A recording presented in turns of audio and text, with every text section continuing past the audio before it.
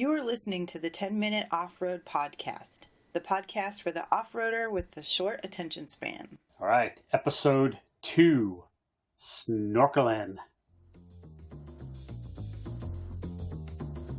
Welcome to the 10-Minute Off-Road Podcast, the podcast for the off-roader with the short attention. Hey, is that Elvis? I'm your host, Nicky G, and I'm here to ramble on aimlessly about all things off-road for the next 10 minutes or so, or until Wendy calls me in for dinner. This is a podcast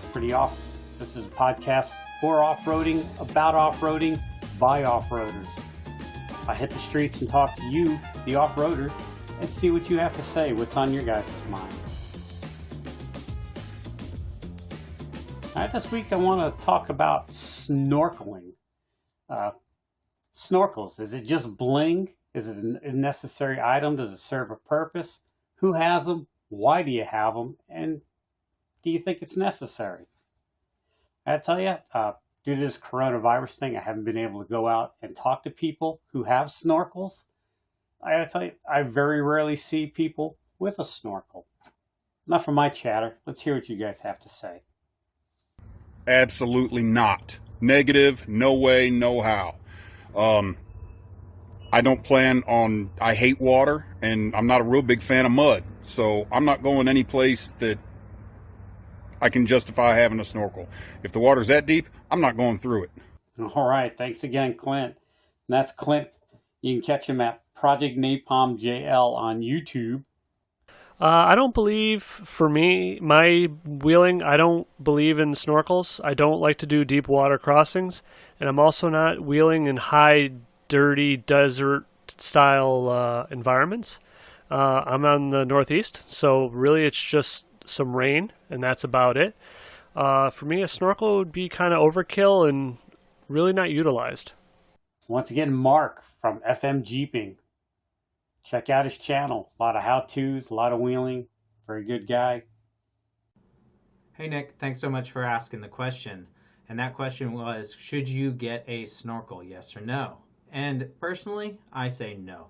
But that's not because I don't think that they're a good thing. I just don't really ever come into needing to have one, where a lot of people do. Where I don't live in a very dusty, dirty, sandy area where those are actually a benefit. The benefit of having a snorkel is getting that air intake up above the dust layer that other vehicles are creating.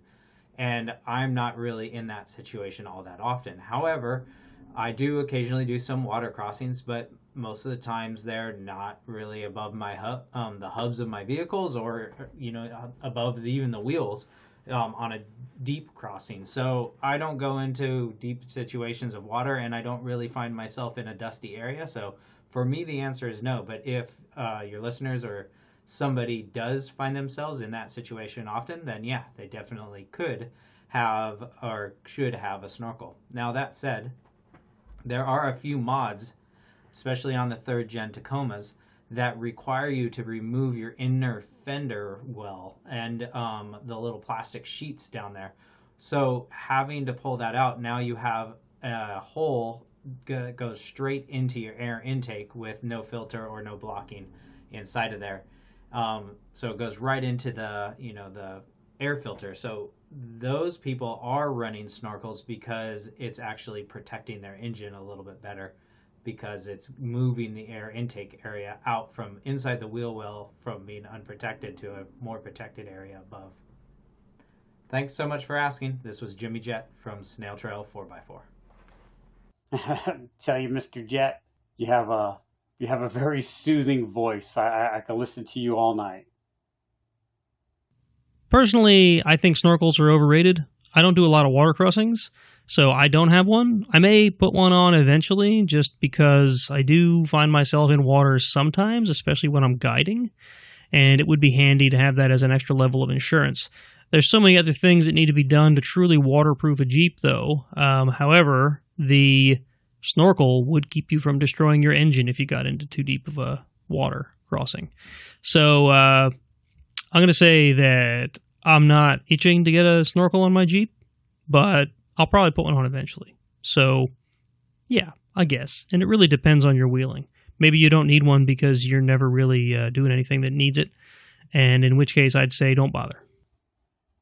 All right, and as always, thanks, Nate. I appreciate it. And that's Nate from SWB Crawling, the infamous Nate from SWB Crawling. And I gotta say, snorkels, I don't care for them.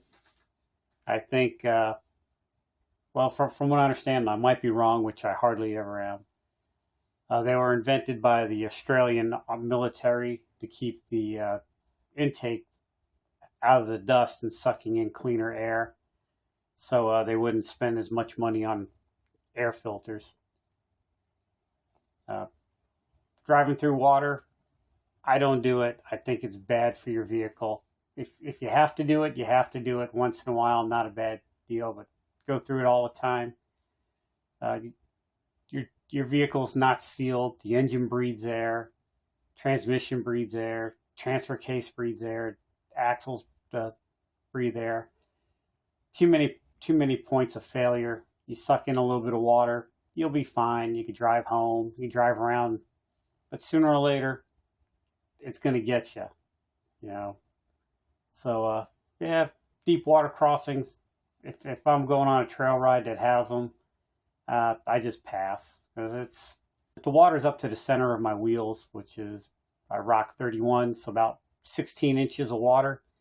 I don't go through it. I don't need the hassle. It's time for the question of the month.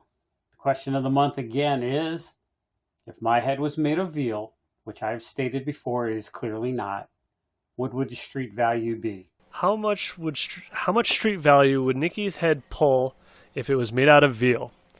Well, considering that the average human head weighs probably around 10 to 12 pounds, we'll go lighter because it's Nikki G.